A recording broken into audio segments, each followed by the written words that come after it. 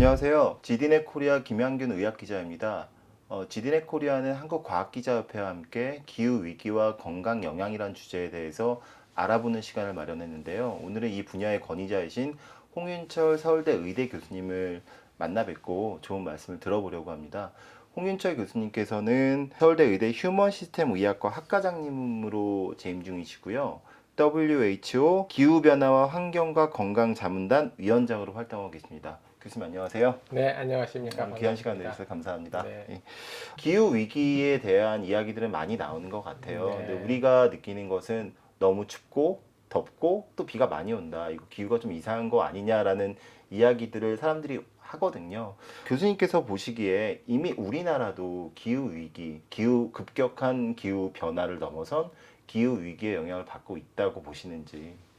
그렇습니다. 사실은 사람들이 벌써 기후가 좀 이상하다라고 느끼는 것 자체가 상당히 심각한 일이죠. 왜 그러냐면 되게 기후변화라고 하는 것은 장기간에 걸친 추세적 변화이기 때문에 단기적으로 그렇게 느끼기가 쉽지 않습니다. 그런데 이미 사람들은 매년 조금씩 기후가 좀 이상해진다, 또는 여름이 길어진다, 또는 뭐 고온 현상이 지속된다, 이런 것들을 느끼고 걱정하고 있기 때문에 그것이 이미 기후 변화가 심각하게 우리 생활 현장에 들어와 있다, 이렇게 볼 수 있습니다. 교수님께서 지금 세계보건기구에서 맡고 계신 역할과 그 이름이 되게 좀 독특하더라고요. 상징적이기도 한 것 같은데 좀 간략하게 설명 좀 부탁드려도 될까요? 네, 제가 현재 이제 세계보건기구 서태평양 사무소, 이제 아시아를 담당하고 있는 이곳에서 기후변화와 환경, 그리고 건강이라고 하는 그 자문위원단이 있어요. 거기서 위원장을 현재 맡고 있는데, 세계보건기구도 역시 마찬가지로 기후변화에 대한 건강 대응에 대해서 많이 걱정하고 전략을 세워야 되는 이제 그런 단계에 있습니다. 그래서 이제 정보를 수집하고 분석해서 또 각 나라에 이제 어떠한 전략을 취하는 것이 좋겠는가, 이런 자문을 해주는 그런 위원회입니다. 그렇군요. 기후 위기가 우리에게 미치는 여러 영향들에 대한 뭐 논문도 있고요, 정부 발표도 있지만 건강에 미치는 영향에 대해서는 좀 정황은 있지만 구체적으로 어떤 부분들이 있을지에 대해서 일반 대중분들은 잘 모르시는 것 같아요. 기후 위기가 우리 건강에 미치는 악영향 어떤 것들이 있을까요?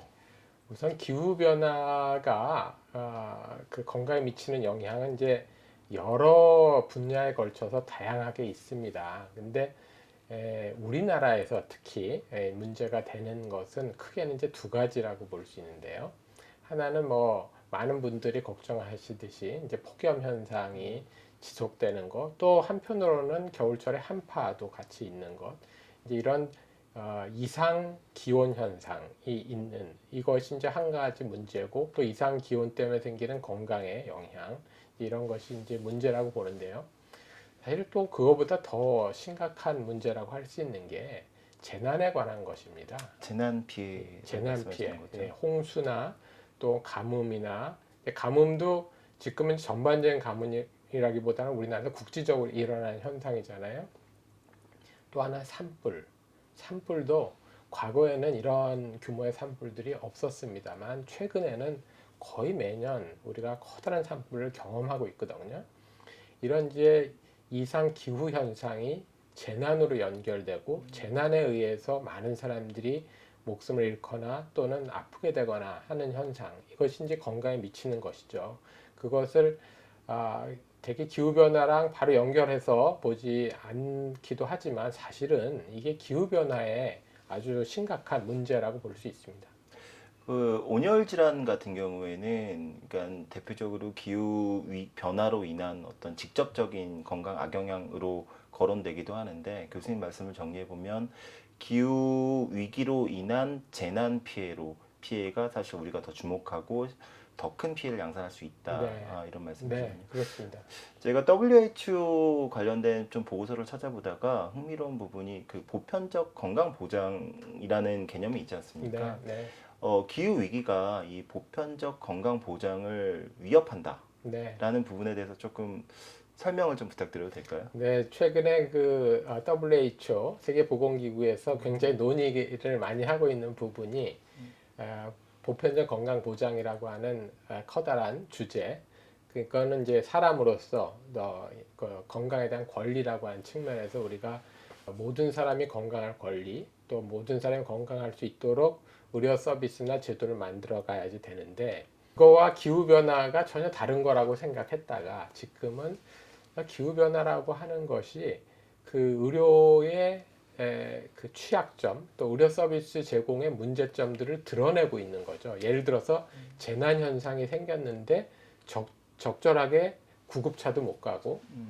또 의료 시설도 파괴되고, 이렇게 되면서 의료에 대한 공급에 차질이 생기고, 우리나라는 그 정도 심각하진 않지만 재난의 피해, 특히 그 홍수나 가뭄이나 이런 피해를 많이 받는 나라들은 심각한 문제이거든요. 또 경우에 따라서는 의료시설 자체가 홍수에 휩쓸려 가서 그 다음에 남는 것이 아무것도 없는 이런 상황들이 벌어지고 있습니다. 그래서 그것은 기후변화가 인간이 건강할 권리 자체를 위협하고 있는 것이 아닌가. 그래서 우리가 보편적 그 건강의 보장에 대한 문제가 기후변화랑 떨어져 있지 않다 하는 것이 이제 최근에 많이 논의되고 있고, 저 역시 그 문제가 근본적인 우리가 기후와 건강의 문제를 보는 시각이어야 한다 이렇게 생각하고 있습니다.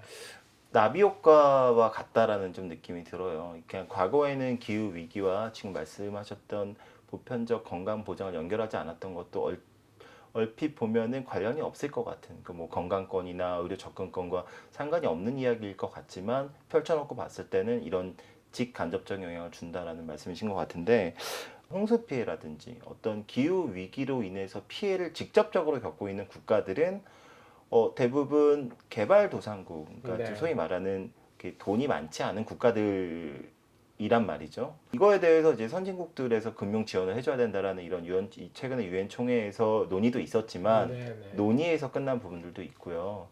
그런 거에 대해서 좀 어떤 견해를 갖고 계신지.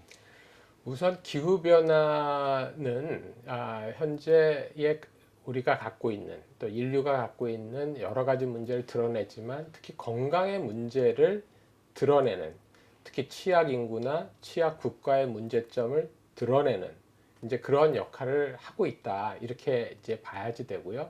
또 그렇기 때문에 취약한 인구나 취약한 국가에 사는 사람들이 훨씬 더 많은 피해를 보게 되는데, 굉장히 아이러니컬하게도 취약한 국가는 그 취약성 때문에 기후변화에 그렇게 뭐 이산화탄소 배출 많이 한 것도 아니고 뭐 메탄가스 배출을 많이 한 것도 아니고, 사실은 기후변화 자체를 가져오는 데는 거의 역할하지 네. 못할 만큼 취약한데 그 사람들이 피해는 가장 많이 보게 되는 네.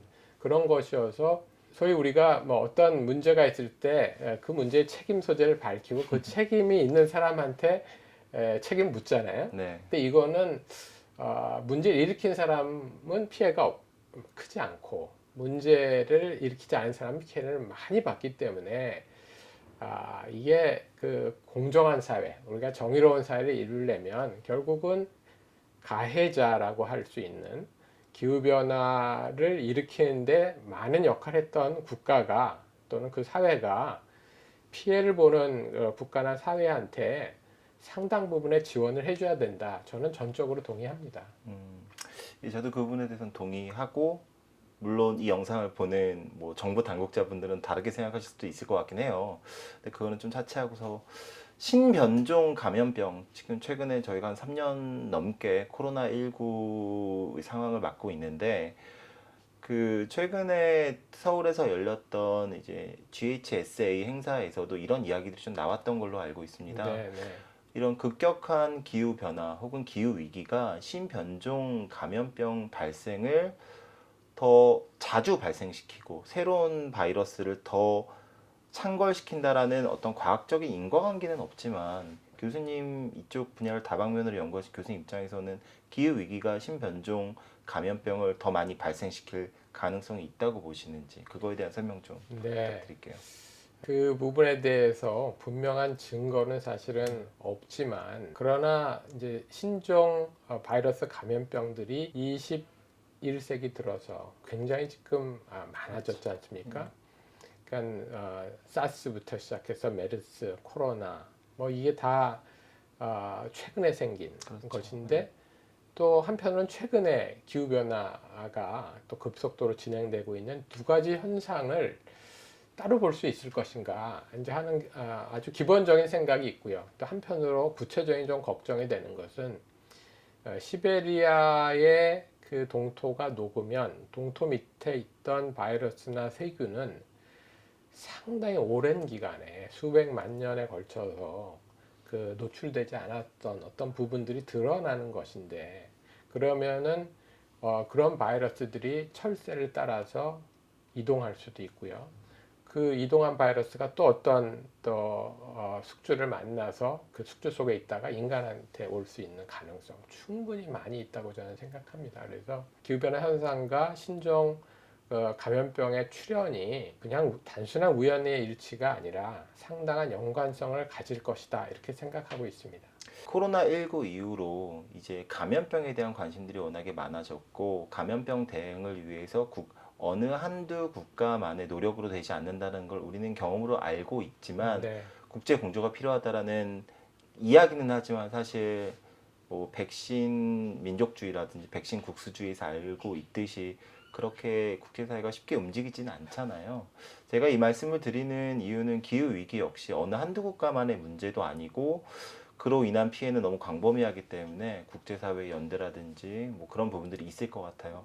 WHO에서도 이런 부분들을 이제 더 관심을 가져야 된다라는 그런 기조를 갖고서 계속 뭐 보고도 지속적인 보고서 발표라든지 이런 활동들을 하고 있는 것 같은데 교수님 그러니까 학자로서 그리고 WHO에서 자문을 하고 계시면서 국제사회가 조금 더 구체적으로 실행 가능한 어떤 뭐 탄소 배출이라든지 어떤 연대와 협력이 필요하다고 보시는지요? 국제사회가 노력을 안 하는 거는 아니죠. 네. 국제사회가 이제 2050년까지 그 이산화탄소 감축안을 얘기를 하고 또 각 나라는 또 거기에 대한 대응 전략도 세우고 있고 요번에 COP27에서는 아까 말씀드린 어떤 그 손실과 손상에 대한 보상을 어떻게 하자 이렇게 이제 말하자면 합의는 했죠. 했죠. 예. 했죠. 근데 구체적인 실천 전략은 여전히 이제 없는 것이고 그것은 현재 그 세계화라고 흐름과 또 달리 또 한편으로는 국수주의적 경향이 굉장히 강해지면서 자국이기주의로 회귀하고 있지 않습니까? 이제 이런 부분들이 결국은 나만 잘 살자가 결국은 다 죽는 이제 그런 현상으로 이어질까가 굉장히 걱정이 되고 한편으로는 그렇기 때문에 국제기구가 조금 더 역할을 해야 되는데 아쉽게도 국가주의가 지금 국제기구의 역할보다 더 커지는 것 같습니다. 그런 이제 아쉬움이 있습니다. 기후위기 지금 계속 이야기하고 있는데 제가 교수님께서 말씀하신 것 중에 계속 마음에 남는 부분들이 있어요. 취약계층 그리고 취약한 지역, 취약국가 우리나라 상황으로 본다면 우리나라에서 의료 접근권이나 건강권을 보장받지 못하는 분들이 그래도 계시잖아요. 네. 특히 뭐 홍수라든지 최근에 비가 엄청 많이 왔을 때도 가장 취약한 이제 지하방에 사시는 분들이 돌아가신다든지 이런 일들이 있는데 이런 취약계층에게 기후 위기로 인한 어떤 재해 피해를 막기 위해서 어떤 의료 서비스가 신속히 지원돼야 되는 그런 부분들, 그런 시스템들이 마련돼야 하지 않습니까? 기후 위기에 직접적인 피해를 볼 취약계층을 위한 어떤 보건 의료 시스템이라든지 사회 시스템에 대해서 교수님께서 구상하시거나 혹은 제안해 주실 만한 것이 있으시다면 좀 듣고 싶습니다. 네. 기후 위기가 이제 한편으로는 커다란 위협이지만 또 한편으로는 우리가 더 시스템을 잘 만들 수 있는 기회가 되는데요. 우리나라는 지역 간 의료 격차가 굉장히 크고 또 지역 내에서는 소위 그 취약한 인구와 그렇지 않은 인구 사이에 의료 격차가 굉장히 큽니다. 그래서 기후 문제는 사실 이런 격차를 더 드러나게 하는 역할을 하는 거거든요. 그래서 홍수나 재해나 여러 가지 기후 현상에서 생기는 사람들을 보면 굉장히 취약하고 또 노인들이 많고 이렇습니다.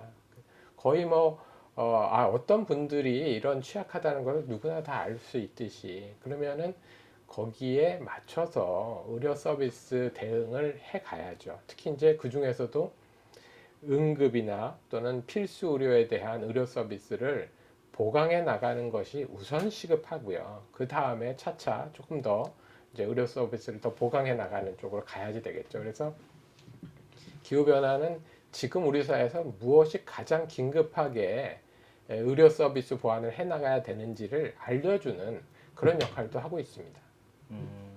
아이러니하네요. 그 가장 큰 위협이기도 하지만 그로서 우리가 가장 무엇을 준비해야 될지 알려주는 네. 이정표 역할도 하니까요. 위기와 위협과 어떤 위험성에 대한 이야기를 계속 했고 그거에 대한 대응 부분들도 말씀해 주셨는데 우리나라에서 그 기후 위기가 건강에 미치는 여러 가지 악영향들이 예상되어지지 않습니까? 네. 이를 위해서 좀 전에도 어떤 의료 시스템의 보강 같은 것들을 만들었는데 정부 차원에서 조금 더 적극적인 어떤 제도와 대책들이 필요할 것 같아요.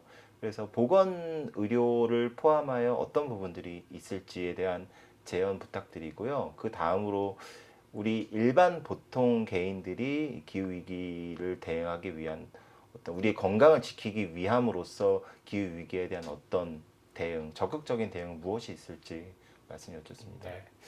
그 기후 문제에 대해서 우리가 기본적으로 두 가지 전략을 가지고 대응해야 된다고 생각하는데 물론 이것은 뭐 제 생각만이 아니라 세계적으로 정리된 두 가지 전략. 하나는 기후 변화를 일으키는 이산화탄소나 이런 가스성 물질 등에 대해서 이제 감축을 어떻게 할 것이냐 하는 것이고, 두 번째는 기후 변화가 초래하는 여러 가지 문제에 대해서 인류가 어떻게 대응하고 적응할 것이냐에 관한 문제입니다. 그래서 이제 감축과 대응, 적응 이렇게 있는 것인데, 우리나라 전략은 아직까지는 대개 이제 감축 쪽의 전략입니다. 탄소 배출 예, 감축이랑 탄소 배출 뭐 이산화탄소, 제로라든지 네. 뭐 감축이라든지 뭐 이런 전략이고, 그 대응과 적응 전략은 사실은 굉장히 적은 거죠. 그래서 그렇지만 현상적으로 나타나는 문제는 그 피해이고 우리가 바로 이제 맞닥뜨려야 되는 현실이기 때문에 이런 전략도 같이 세워 나가야 한다는 것이고요. 두 번째는 기후 변화는 그 굉장히 여러 분야에 걸쳐져 있습니다. 오늘 우리가 건강에 대해서 얘기를 하니까 이제 보건복지부가 이제 주요한 거라고 봐지지만, 탄소 배출 저감 이제 환경부, 그다음에 이제 경제, 뭐 사실 외교, 이 전부 다 연결돼 있거든요. 그래서 기후 변화 문제에 또 접근을 할 때 가장 중요한 전략은 서로 간의 벽을 허물고 이것을 국민을 위해서 또는 사람을 그 가운데 놓고 어떻게 이 문제를 해결할 것이냐를 같이 고민하지 않으면 사실은 그 각자가 뭐 자기 부처의 역할을 한다 그래서 이 문제가 잘 해결될 것 같지는 않습니다. 그래서 부처 간 협력이 굉장히 중요한 부분이다, 이렇게 말씀드릴 수 있겠습니다. 또 한편으로는 그럼 국민들은 또 시민들은 기후변화에 어떠한 대응을 해야 되느냐, 또는 이제 어떤 생활의 행동을 개선할 것이냐 하는 것인데, 궁극적으로 보면 기후변화는 이제 탄소 배출이나 기후변화 가스 배출의 문제이고, 그것은 우리가 살아가는 생활 양식과 너무나 밀접하게 관련이 있죠. 자동차를 타는 것이나 또는 뭐 난방을 하는 것이나 이게 다 우리 생활과 너무 밀접한 부분이어서 그런 것들을 우리가 줄여 나갈 수 있는, 예를 들어서 아주 뭐 비근한 예로 겨울에 난방을 내복을 입어서 난방을 한 1도 낮추면 그만큼 기후 변화에 우리가 도움을 주는 거거든요. 그런 노력을 다 같이 해야지 되는 거죠. 이게 정부가 잘못됐다 이렇게만 얘기할 수가 없습니다. 다 같이 역할을 해야 됩니다. 그 마지막으로 제가 두 가지 질문을 더 드릴 거예요. 좀 전에 연결된 질문일 수 있는데 사실은 그 병원 산업 이제 의료기관도 사실 대표적으로 탄소 배출을 많이 하는 기관이죠. 네, 네. 그리고 많은 일회용품들을 많이 네. 건강 때문에 어쩔 수 네. 없는데 이게 약간 되게 역설적이긴 한데 이걸 어떻게 해결을 병원마다 노력은 하고 있는 것 같은데 그거에 대한 혹시 이런 방안이 어떨까라는 게 있으시다면 뭐 큰 틀에서라도 부탁드리고. 우선 병원 산업이 뭐 병원을 산업이라고 또 얘기하면 조금 그쵸?